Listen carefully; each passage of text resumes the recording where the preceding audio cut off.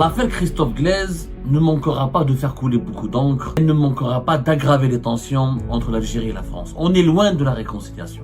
Et elle n'est pas possible, cette réconciliation, tant que les pratiques de Abdelmadjid Tebboune persistent, les pratiques de chantage. Abdelmadjid Tebboune continue de faire du chantage à la France. C'est ça la vérité. C'est qu'Abdelmadjid Tebboune a sur le bras, ou plutôt il a sur le dos et sur la tête de graves dossiers qui le mettent personnellement en cause. Mais par exemple, le dossier d'MLDZ. Moi, je voulais pas tout dire. Mais qui a décidé d'enlever MLDZ?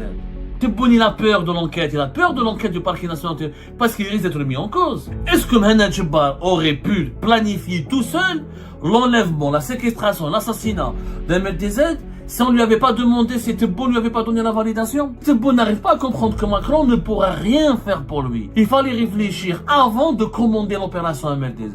Tebboune rêve d'un échange entre Christophe Glaise et Ismaël R. Il rêve que la justice française va lever le frein sur l'affaire MLDZ et elle va étouffer les poursuites et elle va atténuer les charges. C'est le rêve d'Abdelmadjid Tebboune. Moi je lui dis dès maintenant, rêve, prépare-toi, il se réalisera jamais ce rêve. L'affaire Christophe Glaise ne manquera pas de faire couler beaucoup d'encre et elle ne manquera pas d'aggraver les tensions entre l'Algérie et la France. On est loin de la réconciliation. On est très très loin de la réconciliation. Et elle n'est pas possible, cette réconciliation, tant que les pratiques de Abdelmadjid Tebboune persistent, les pratiques de chantage. Abdelmadjid Tebboune continue de faire du chantage à la France. C'est ça la vérité.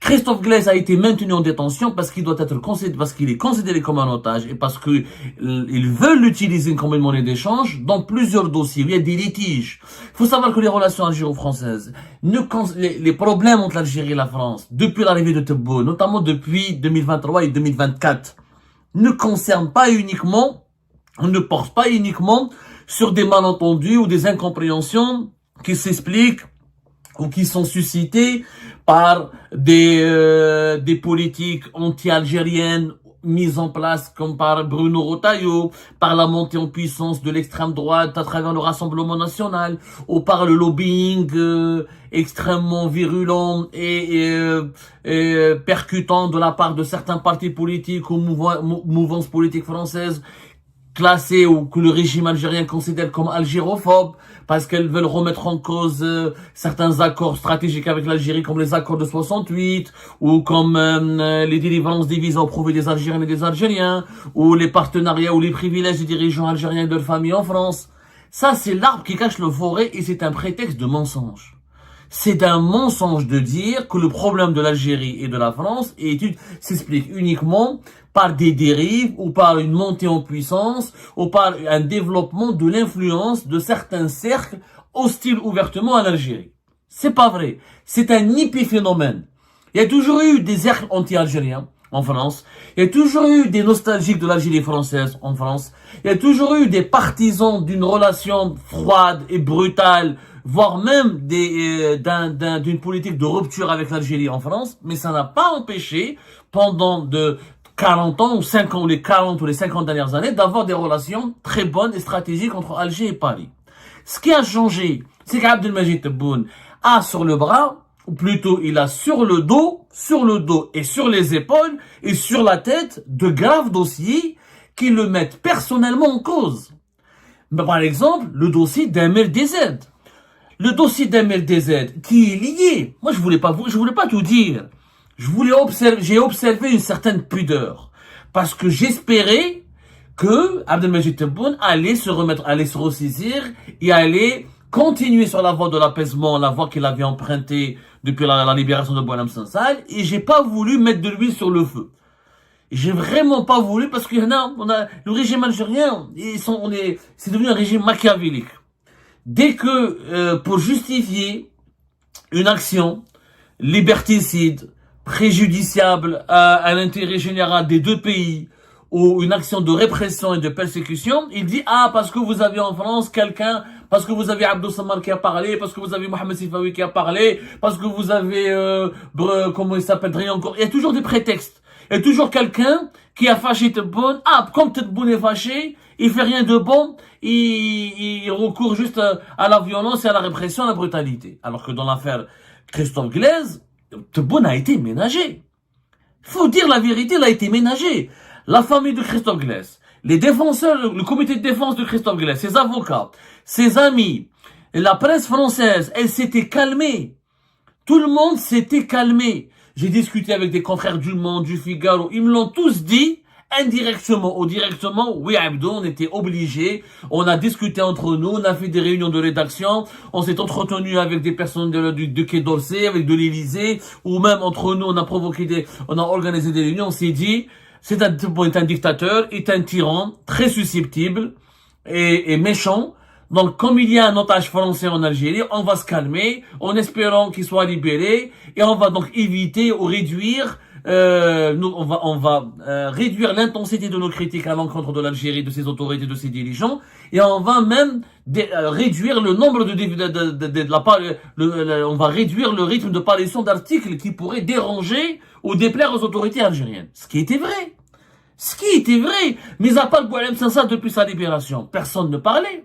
Personne ne parlait. Bruno Retailleau, il a parlé qu'une seule fois pour se justifier. Boualem Sansal, et des interviews où il était quasiment gentil, d'autres interviews où il était virulent, il était très critique, il a fait du Boualem Sansal, c'est lui-même, il est incontrôlable, il est lui-même, il est comme ça, il est entier. Des fois, il a envie de faire du rentre-dedans, des fois, il a envie d'être bienveillant. C'est du Boualem Sansal. Mais personne, dans les grands médias français, dans les grandes politiques français, dans les grandes partis politiques, dans les formations politiques, dans les mouvances politiques sur la scène politique française, il y a eu vraiment un rappel, il y avait, le calme a été observé, une certaine neutralité, une distance a été observée par rapport à tout ce qui est critique à l'égard de Tebboune.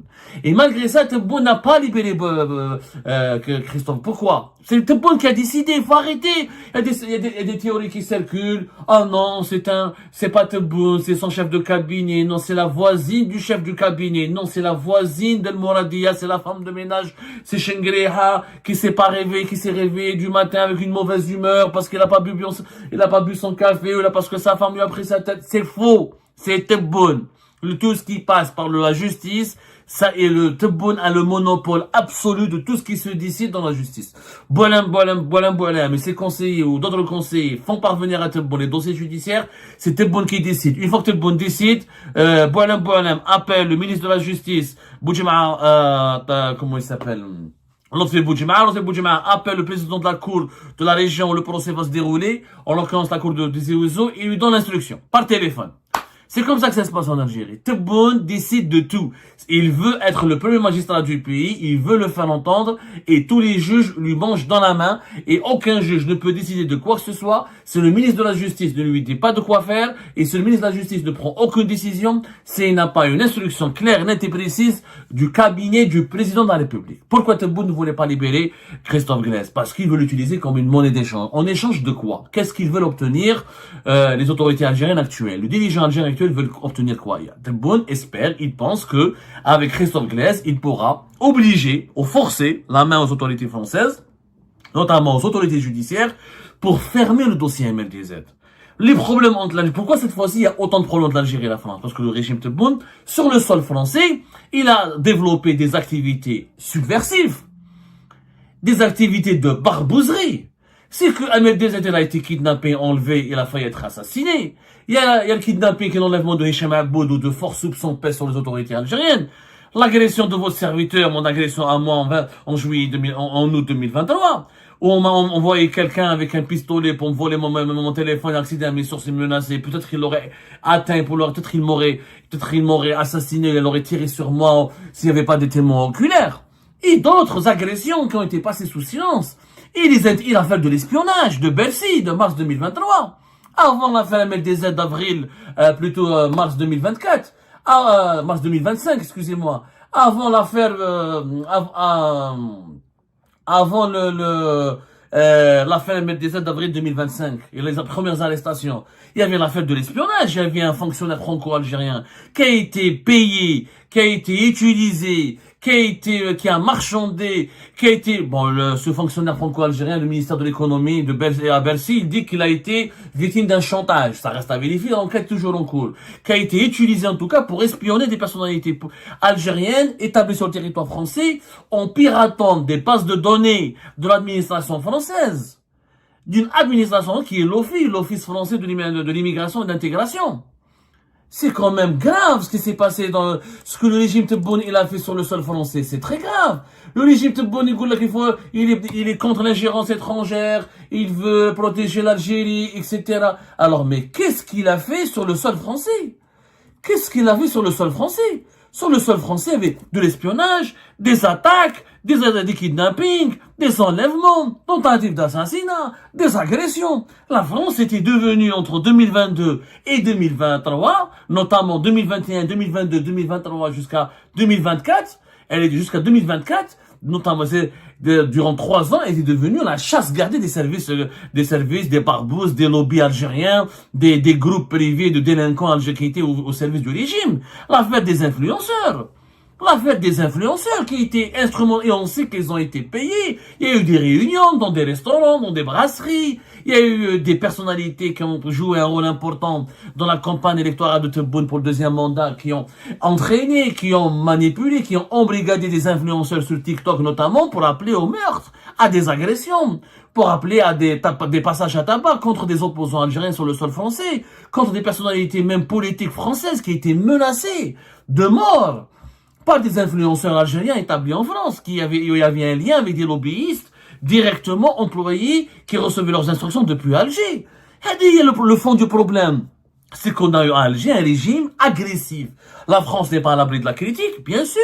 Les partis politiques français, ou la droite, ou l'extrême droite, Emmanuel Macron n'est pas à l'abri de la critique, mais la plus grosse part de responsabilité, elle incombe à Abdelmajid Tebboune, qui a voulu faire je dis qui a voulu, parce que dans l'affaire MLDZ, dans l'affaire de l'espionnage, il y a des officiers des services secrets algériens.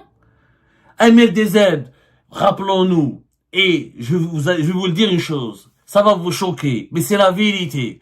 Et j'assume mes propos aujourd'hui. Vu ce qui s'est passé dans le verdict de Christophe Glaise, il faut dire la vérité. Tebboune espère échanger Christophe Glaise contre le principal accusé dans l'affaire MRDZ qui est emprisonné en France depuis le 11 avril 2025. Il s'agit de l'agent du consulat d'Algérie à Créteil, l'adjudant Smaïl R. Son véritable nom, c'est Smaïl Redjeb. Smaïl Redjeb, qui est un adjudant, qui travaillait pour la sécurité militaire par le passé, qui a été intégré à la direction de la documentation de la sécurité extérieure, et qui a été envoyé en France, et qui travaillait en France entre 2023 et 2024, et qui travaillait dans le service d'enquête de contrôle des visas, de demande des visas pour l'Algérie au niveau du consulat d'Algérie à Créteil, et qui est l'un des 3 officiers des services secrets algériens impliqués dans le kidnapping, la tentative de kidnapping, de séquestration, suivie en relation avec une entreprise terroriste. Quand MLDZ a été kidnappé le 29 avril 2024. Houma Smaïl R, il est en prison. Un mandat d'arrêt international a été lancé à la fin du mois de juin, au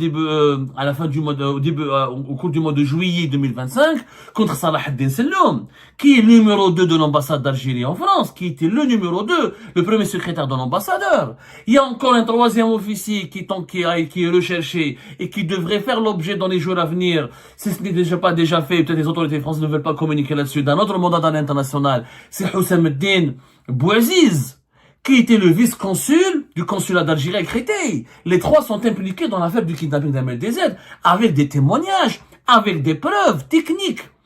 On a localisé leur téléphone près du domicile de MLDZ. Le jour de l'enlèvement, il y avait des localisations très précises. Les témoignages, il y a 7 personnes qui ont été arrêtées, qui sont membres du gang qui ont organisé l'enlèvement et la séquestration de MLDZ. Ils ont témoigné qu'ils ont reçu de l'argent. On sait que l'opération a été commandée par quelqu'un qui travaille pour l'ambassade d'Algérie à Paris pour un montant de plus de 650 000 euros. Il y a du cash, il y a des espèces qui ont été retrouvées dans le domicile des gangsters. Il y a eu des témoignages, il y a eu une traçabilité, il y a eu des messages, il y a eu des retraits d'espèces. Il y a des enquêteurs de la brigade criminelle de la police française et de la section antiterroriste de la police française et de la DGSI, la Direction Générale de la Sécurité Intérieure en France, ont fait un travail sérieux.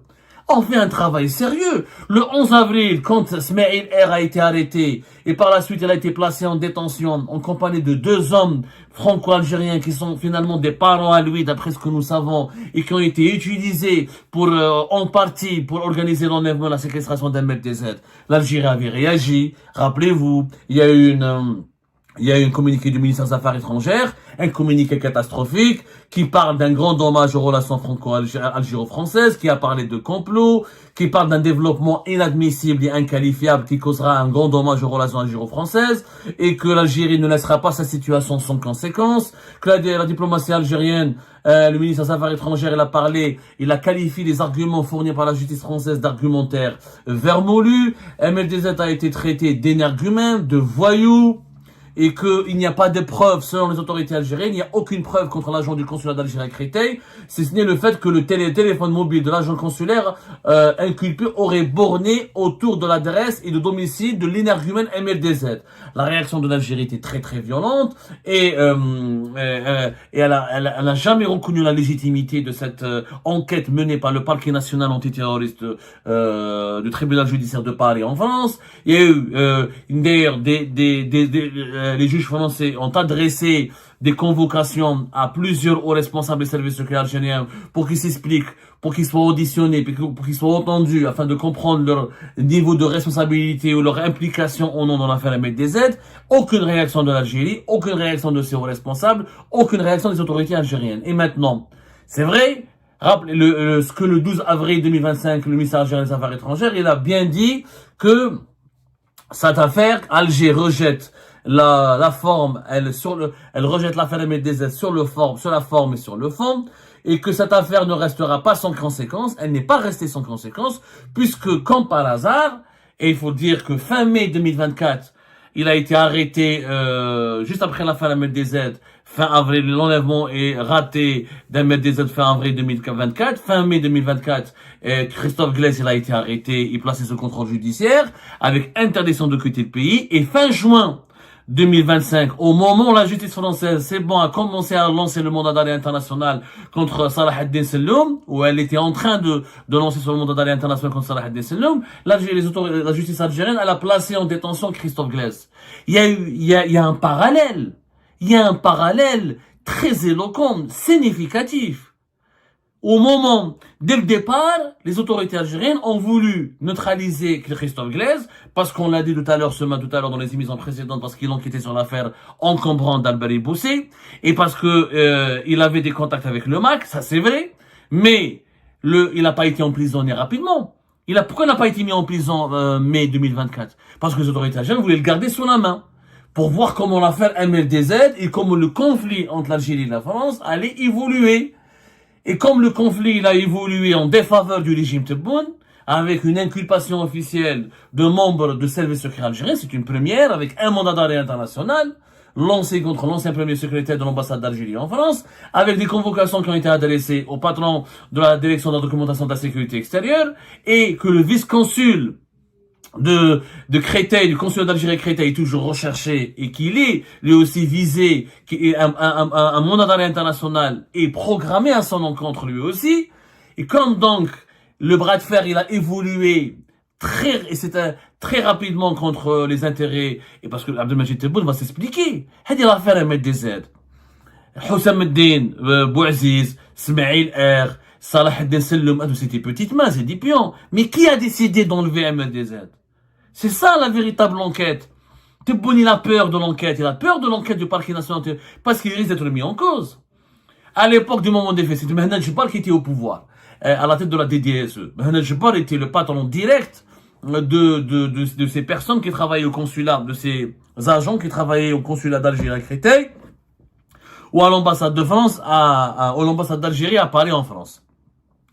Est-ce que Mehmet Jebbar aurait pu planifier tout seul l'enlèvement, la séquestration, l'assassinat d'MLDZ si on ne lui avait pas demandé, si Tebboune ne lui avait pas donné la validation? Vous pensez que Mehmet Jebbar, âgé, très malade, vieillissant, il va risquer d'assassiner, donc de programmer un assassinat sur le sol français, si derrière lui, si Abdelmajid Tebboune ne lui aurait pas demandé?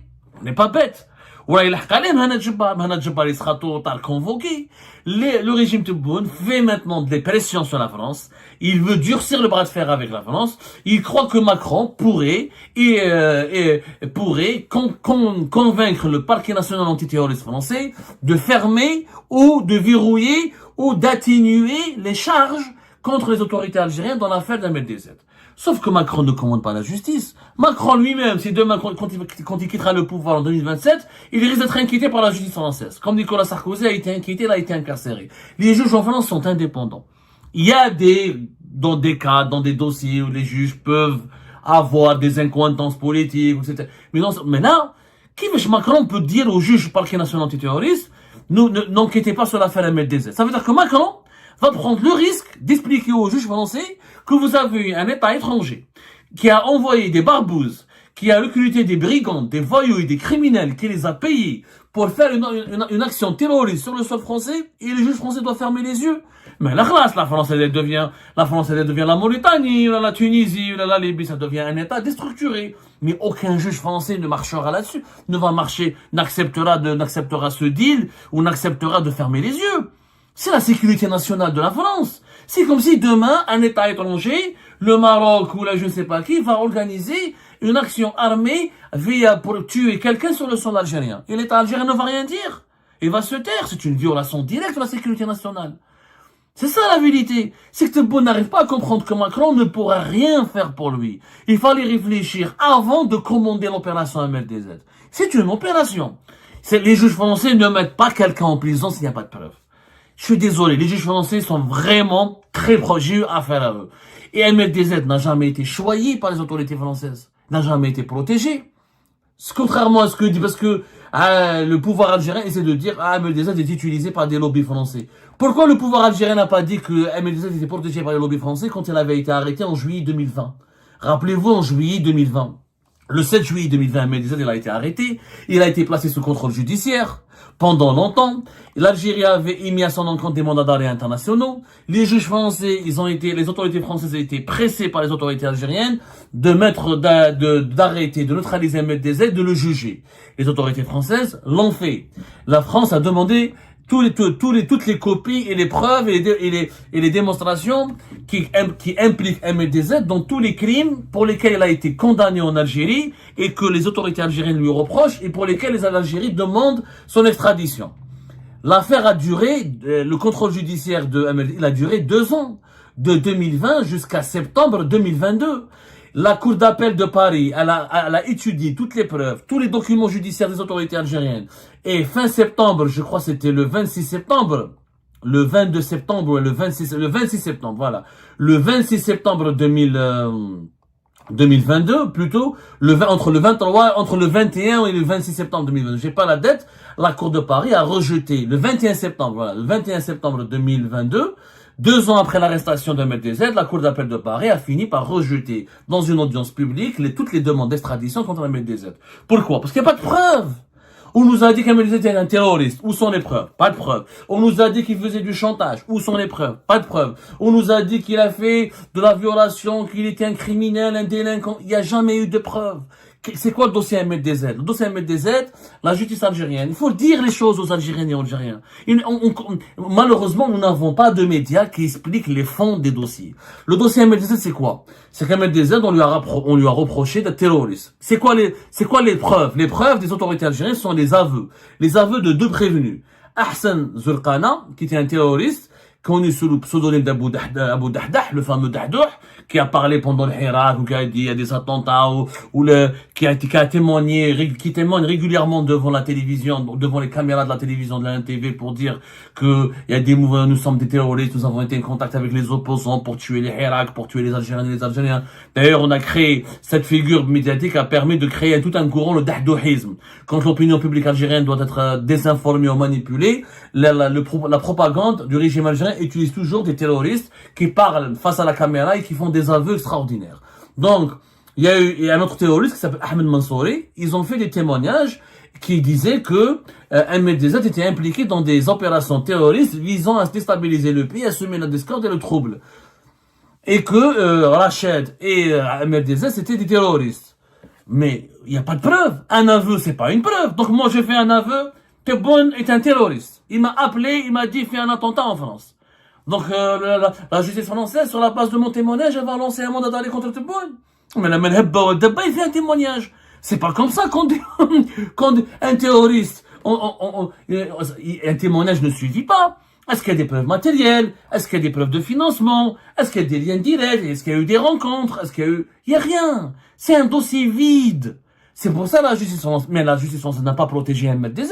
Elle a fait son travail correctement pendant 2 ans. Et au bout de 2 années, elle a trouvé qu'il n'y avait aucune preuve que ce MLDZ, c'est un blogueur, youtubeur, Meskin Marloub Aleh, et lui-même, il est pauvre, il est infortuné, que l'Algérie s'acharne contre lui, parce qu'il y a un président qui s'appelle Abdelmajid Tebboune qui veut avoir sa peau. C'est tout. Tebboune rêve d'un échange entre Christophe Glaise et Ismaël R. Il rêve que la justice française va lever le frein sur l'affaire Ahmed Dezad et elle va étouffer les poursuites et elle va atténuer les charges ou même étouffer le dossier. C'est le rêve d'Abdelmajid Tebboune. Moi, je lui dis dès maintenant, rêve, prépare-toi, il ne se réalisera jamais ce rêve. Il ne se réalisera jamais. Eh ben, c'est la fin de cette vidéo, les amis. Je vous remercie comme d'habitude pour avoir suivi jusqu'à la fin. N'oubliez pas de nous laisser vos commentaires et vos réactions sur la vidéo et de vous abonner à la chaîne si vous n'êtes pas encore abonné. Et merci aussi pour vos commentaires et vos discussions très animées dans la section des commentaires. Donc, vous n'oubliez jamais de décortiquer bien un sujet sur tous les points qui ont été abordés dans la vidéo et ça fait vraiment plaisir moi-même je ne fais pas de commentaires, je m'appuie sur vous pour que vous puissiez bien expliquer les choses et en faire des discussions civilisées et dans tout le respect possible. Donc voilà, merci beaucoup et à la prochaine dans une nouvelle vidéo. Au revoir.